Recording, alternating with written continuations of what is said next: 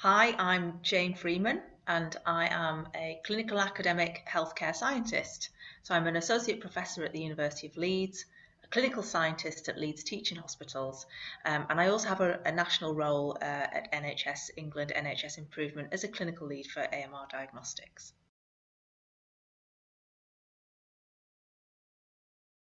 I originally actually started off coming to university to study music, but an injury to my hands meant that I couldn't carry on. So I looked at another area of that I was interested in, which was science, and I did a degree in medical microbiology. And the subject completely grabbed me. I found it fascinating, and I never looked back really. I then did a PhD and worked as a postdoc at the University of Leeds. But I wanted my research to have a more clinical element to it. I wanted to know more about how my research could help people in the hospital and outside in primary care. So I trained as a clinical scientist in microbiology and gained a state registration. And then I began working as a clinical scientist at Leeds Teaching Hospitals. But I've always had a very large research part to my career, even as a clinician, before I developed a true clinical academic career. So I'd always kept my hand in with research. And then I had children and just continued kind of as a healthcare scientist for a while. And then once my children were a little bit older, I thought that, it's time to take my career a little bit further.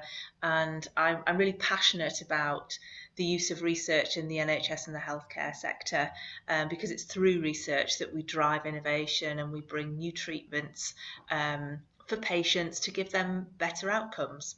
So it was around that point that the NIHR had started to develop a pathway for non-medics, for AHPs, for healthcare scientists and pharmacists, to allow you to train in research as well as carrying on your clinical commitments.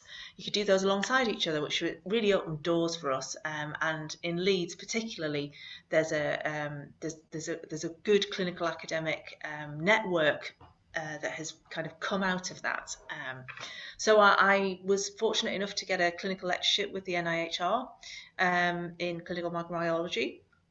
And that's kind of what I'm doing as a clinical academic today. And that has really helped me to progress both clinically in terms of getting that national role, that's been great, and also academically progressing with training courses, doing leadership courses and research, and being able to progress on the academic side and become an associate professor in the last couple of years.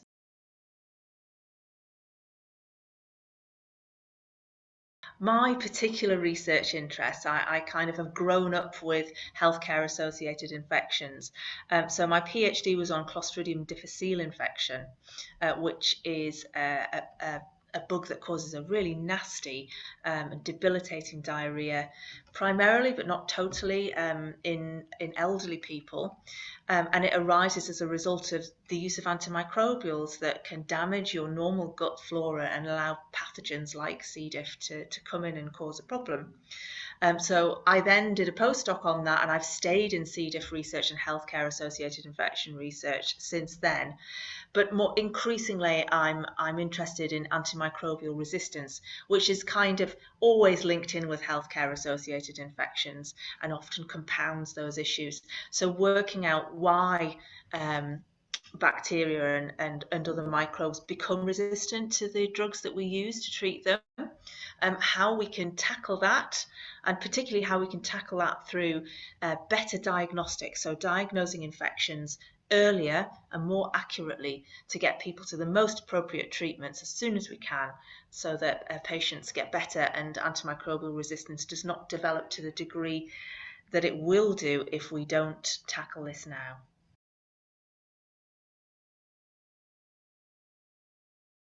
I think actually some of the challenges in my role is balancing as a mom, is actually balancing my career with caring for my children, that's a big challenge, and that's a big problem that lots of parents face, and no easy answers. We all just have to muddle through as best we can. But in Leeds, in our clinical academic community, there's such a lot of support there that even just having a chat with somebody going through the same issues can be really helpful. So worthwhile challenges. And I think also the challenge of COVID was huge, especially in microbiology. We were all, pulled and deployed to do testing and to develop new tests and evaluate them.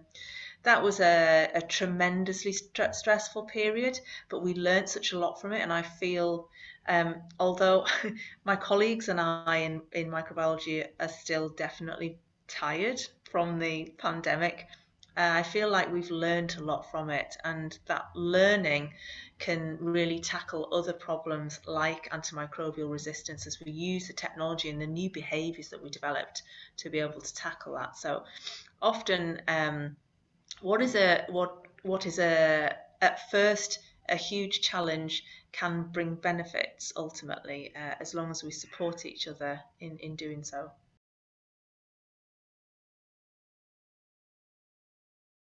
I am hugely fortunate to work in a group that's very supportive and loves to kind of talk through ideas and come up with collaborative ways to do things. I really enjoy that. I'm fortunate in my work colleagues, and I really enjoy being with them.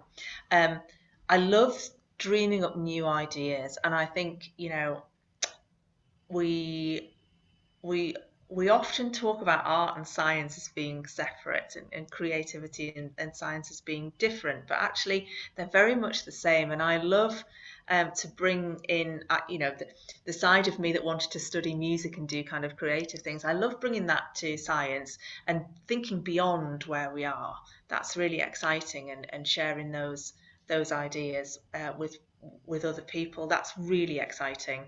And enthusing the next generation too. So going out to schools and talking to them, and particularly for me, I suffer from, well, it's not suffering, but I have dyscalculia. So I find maths really, really difficult, and my son is dyslexic, and one of our workers here is dyslexic. So actually talking to students to make them realise that these, although they can be difficult to get round, are not barriers to having a career in healthcare science or research. Actually, we're often more imaginative and bring different skills to the table to other people. So we need a diverse group of people around us to be able to move forward in research and science. So I guess, working with a diverse group of people and then making the next generation see the possibilities that perhaps they didn't think were there before is really important to me.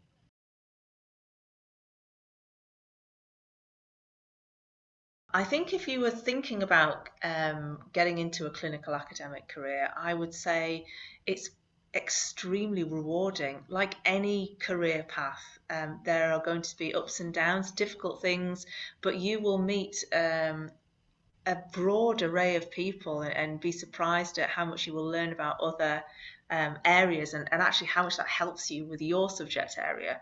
Um, and I think, I mean, I would just encourage everybody to look into it, because I just love research. Um, Talk to people who are doing it to get a good idea of what's involved. And often, because of that kind of wide network, people who you talk to who might not be immediately linked to the area you want to go into will often be able to put you in touch with somebody who is in that immediate area and who does have more direct experience.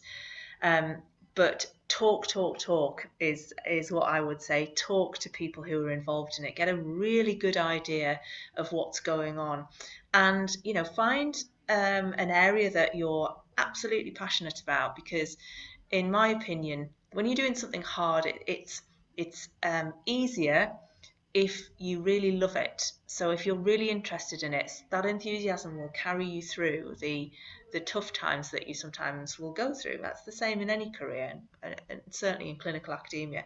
So I would definitely do that. Talk to people, Find an area you're passionate about, and then go and talk to the people who are clinical academics in that area or who are academics in that area to find out if you can collaborate with them, because it's easier to work together. Two heads are always better than one, not just in terms of coming up with ideas, but in terms of support, because you need that. And often in clinical academia, you can feel a little bit isolated if you're just among clinical colleagues or just among academic colleagues. So finding people who are in a similar boat to you will really help you, I think.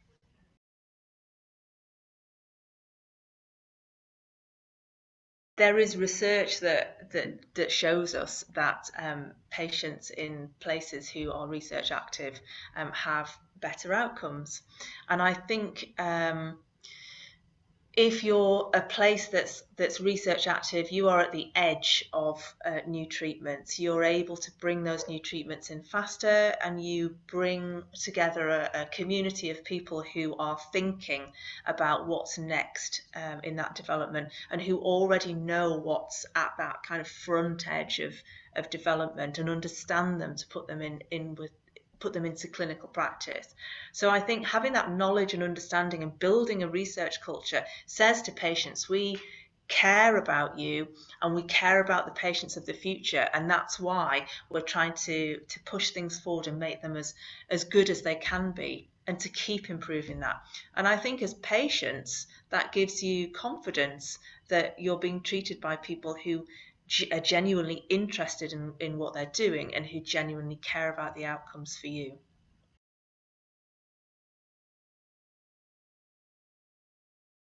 I think the research and clinical work are two sides of a whole, really. The clinical side of things informs the research. So it tells you what's needed, what could we improve on next, and it's the research that then can tackle that. And sometimes things come out of research that you haven't thought of that can then solve a problem that you perhaps didn't appreciate was something that needed tackling, or that can plug into something and improve something that you thought was pretty much okay. So they both inform each other and play off each other, and as a clinical academic, that's a great position to be in, because you've constantly got new ideas and new areas to go into. So it's really important to have both for me.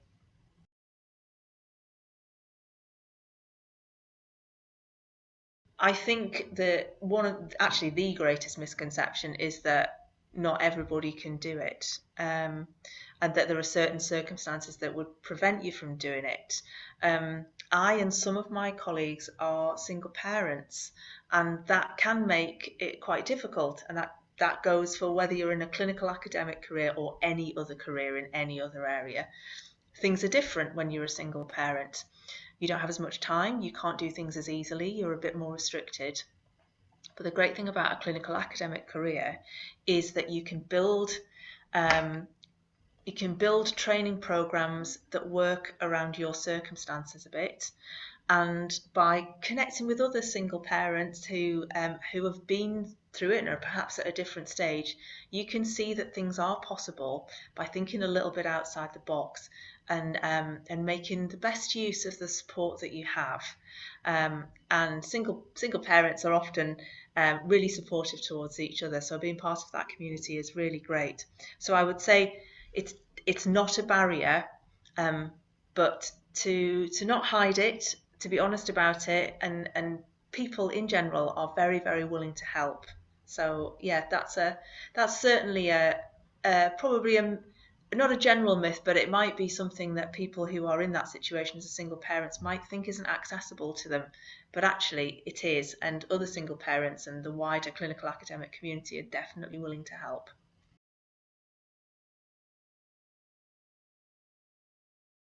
For me now, at my age and at my stage in my career, there's nothing that I wish I'd known, because the journey has been so interesting, and not knowing things has been exciting and adventurous in itself. So I'm pretty happy that I didn't have all the answers and that all the solutions weren't there, because it means that I can be part of the solutions and part of the answers.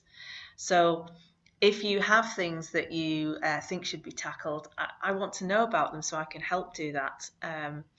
But yeah, it's probably a strange answer, but the journey's been fun, and there's nothing that I really wish that I'd known.